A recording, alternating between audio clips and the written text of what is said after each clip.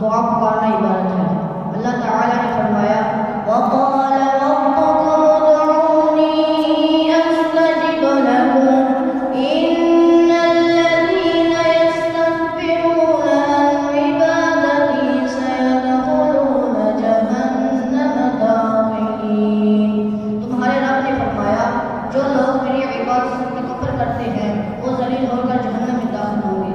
اور آپ صلی اللہ علیہ وسلم نے فرمایا الدعاء هي العبادة، دعا پکارنا ہی عبادت ہے۔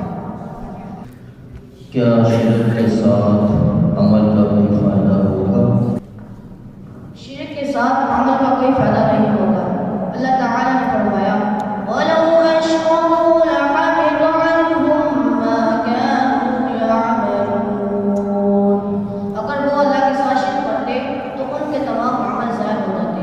اور آپ صلی اللہ علیہ وسلم نے فرمایا أَنَا أُغْنَى الشُّرَكَاءِ عَنِ الشِّرْكِ مَنْ عَمِلَ عَمَلًا أَشْرَكَ فِيهِ مَعِيَ غَيْرِي تَرَكْتُهُ وَشِرْكَهُ۔ میں تمام شرکوں سے زیادہ شرک سے بری ہوں۔ جس شخص نے کوئی ایسا عمل کیا جس میں میرے ساتھ میرے غیر کو شریک کیا، میں اسے اس کے غیر کو چھوڑ دیتا ہوں۔ کیا غیر اللہ کی قسم کھانا جائز ہے؟ کیا غیر اللہ کی قسم کھانا جائز ہے؟ اللہ کے علاوہ کسی کی قسم کھانا جائز نہیں۔ اللہ تعالیٰ نے فرمایا قُلْ بَلَىٰ وَرَبِّي لَتُبْعَثُنَّ، مجھے اپنے رب کی قسم کہ تم ضرور اٹھائے جاؤ گے۔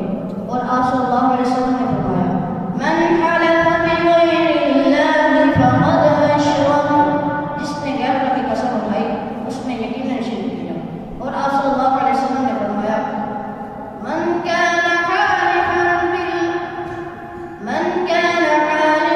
فليحلف بالله أو ليصمت، جسے قسم اٹھانی ہو اللہ کی قسم اٹھائے یا خاموش رہے۔